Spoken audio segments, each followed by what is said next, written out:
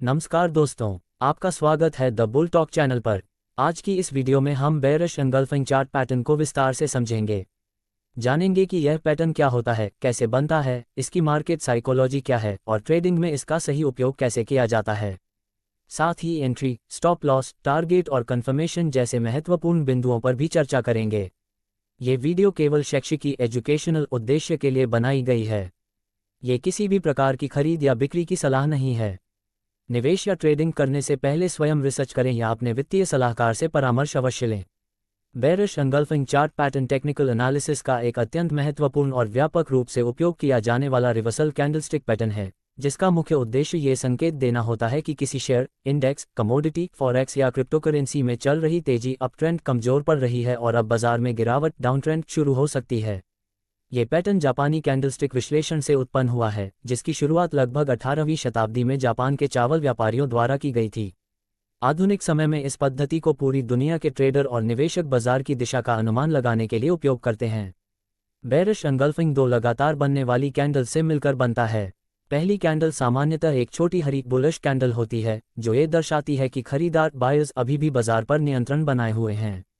दूसरी कैंडल एक बड़ी लाल बेयरिश कैंडल होती है, जिसका वास्तविक शरीर रियल बॉडी पहली हरी कैंडल के पूरे वास्तविक शरीर को पूरी तरह ढक एंगल्फ लेता है।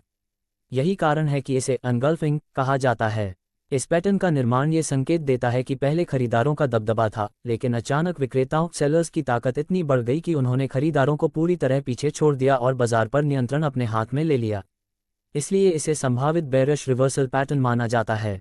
हालांकि केवल इस पैटर्न के आधार पर ट्रेड करना उचित नहीं माना जाता, बल्कि इसे अन्य तकनीकी संकेतकों, सपोर्ट, रेजिस्टेंस, वॉल्यूम और ट्रेंड के साथ मिलाकर देखना अधिक सुरक्षित और प्रभावी होता है।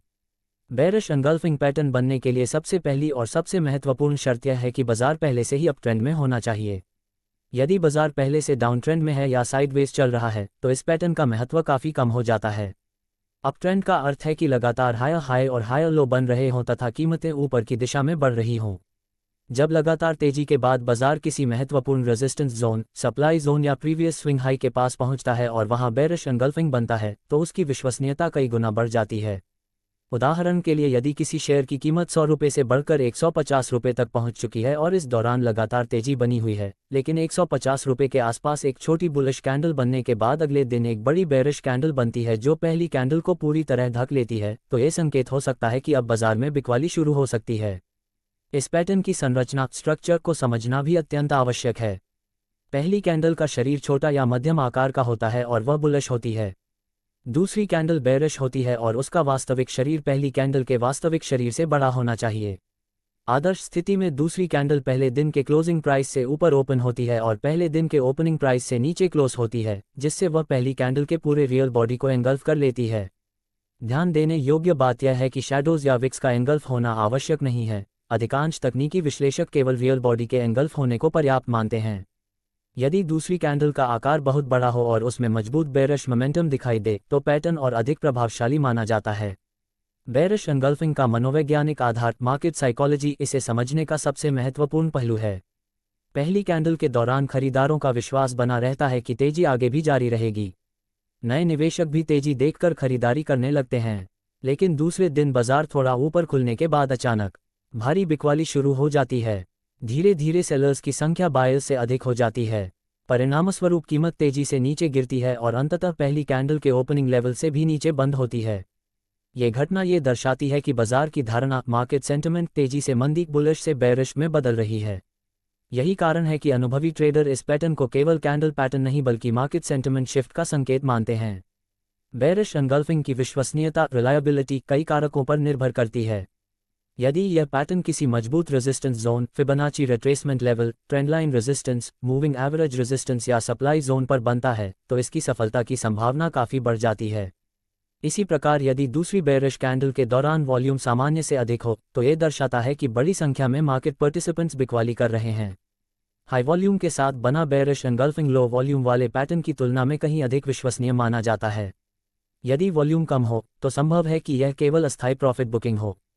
बेयरिश एंगल्फिंग पैटर्न का उपयोग केवल शेयर बाजार तक सीमित नहीं है। इसका प्रयोग forex trading, commodity market, cryptocurrency market, index trading और फ्यूचर्स और ऑप्शंस में भी व्यापक रूप से किया जाता है। सभी फाइनेंशियल मार्केट्स में प्राइस एक्शन मानव मनोविज्ञान पर आधारित होती है, इसलिए यह पैटर्न लगभग हर प्रकार के चार्ट पर लागू होता है। चाहे चार्ट 5 मिनट का हो, 15 मिनट का, 1 घंटे का, डेली, वीकली या मंथली, सिद्धांत समान रहता है। हालांकि बड़े टाइम फ्रेम पर बनने वाला बेयरिश एंगल्फिंग अधिक विश्वसनीय माना जाता है क्योंकि उसमें मार्केट नॉइज कम होती है। ट्रेडिंग के दृष्टिकोण से बेयरिश एंगल्फिंग बनने के बाद अधिकांश ट्रेडर तुरंत सेल नहीं करते। वे कन्फर्मेशन कैंडल का इंतजार करते हैं। यदि अगले दिन या अगले कैंडलस्टिक पीरियड में कीमत दूसरी बेयरिश कैंडल के लो के नीचे चली जाती है तो इसे कन्फर्मेशन माना जाता है। कई प्रोफेशनल ट्रेडर्स एंट्री कन्फर्मेशन मिलने के बाद ही करते हैं। स्टॉप लॉस सामान्यतः बेयरिश एंगल्फिंग की दूसरी कैंडल के हाई के ऊपर लगाया जाता है, क्योंकि यदि कीमत उस हाई को पार कर जाती है तो पैटर्न असफल माना जा सकता है। Profit target support levels, risk reward ratio, ATR या पिछले स्विंग लो के आधार पर निर्धारित किया जाता है। बेयरिश एंगल्फिंग पैटर्न को अन्य टेक्निकल इंडिकेटर्स के साथ मिलाकर उपयोग करने से इसकी एक्यूरेसी काफ़ी बढ़ जाती है। उदाहरण के लिए यदि RSI रिलेटिव स्ट्रेंथ इंडेक्स 70 से ऊपर ओवरबॉट जोन में हो और उसी समय बेयरिश एंगल्फिंग बने तो यह अधिक मजबूत सेल सिग्नल माना जाता है। इसी प्रकार यदि MACD बेयरिश क्रॉसओवर दे रहा हो, स्टोचैस्टिक ऑसिलेटर ओवरबॉट हो या प्राइस 200 EMA के रेजिस्टेंस के पास हो तो पैटर्न का महत्व बढ़ जाता है। बॉलिंजर बैंड्स के अपर बैंड के पास बेयरिश एंगल्फिंग बनने पर भी संभावित रिवर्सल की संभावना अधिक मानी जाती है। सपोर्ट और रेजिस्टेंस के संदर्भ में भी ये पैटर्न अत्यंत उपयोगी है। यदि बेयरिश एंगल्फिंग किसी पुराने रेजिस्टेंस लेवल पर बनता है जहां पहले भी कीमत कई बार नीचे आए हो तो ये बड़े सेलर्स की सक्रियता का संकेत हो सकता है। कई इंस्टीट्यूशनल ट्रेडर्स और स्मार्ट मनी भी ऐसे क्षेत्रों में प्रॉफिट बुकिंग करते हैं जिससे गिरावट की संभावना बढ़ जाती है। वॉल्यूम एनालिसिस इस पैटर्न का एक अत्यंत महत्वपूर्ण भाग है। यदि दूसरी बेयरिश कैंडल में वॉल्यूम पहली कैंडल की तुलना में काफ़ी अधिक हो तो ये दर्शाता है कि सेलर्स पूरे आत्मविश्वास के साथ बाजार में प्रवेश कर चुके हैं। इसके विपरीत यदि वॉल्यूम कम हो तो पैटर्न की विश्वसनीयता घट सकती है। इसलिए प्रोफेशनल ट्रेडर्स हमेशा प्राइस एक्शन के साथ वॉल्यूम को भी देखते हैं। बेयरिश एंगल्फिंग की सबसे बड़ी विशेषता यह है कि यह मार्केट सेंटिमेंट के अचानक बदलने का संकेत देता है। लेकिन इसकी सबसे बड़ी कमजोरी यह है कि हर बेयरिश एंगल्फिंग के बाद बाजार नहीं गिरता। कई बार बड़ी बेयरिश कैंडल केवल प्रॉफिट बुकिंग का परिणाम होती है और कुछ समय बाद तेजी फिर से शुरू हो जाती है। इसलिए इसे अकेले उपयोग करना जोखिमपूर्ण हो सकता है। इस पैटर्न के साथ सबसे आम गलतियों में पहली गलती यह है कि लोग डाउन ट्रेंड में भी बेयरिश एंगल्फिंग ढूंढते हैं, जबकि यह मुख्यतः अप ट्रेंड रिवर्सल पैटर्न है। दूसरी गलती बिना कंफर्मेशन के तुरंत सेल करना है। तीसरी गलती स्टॉप लॉस न लगाना है।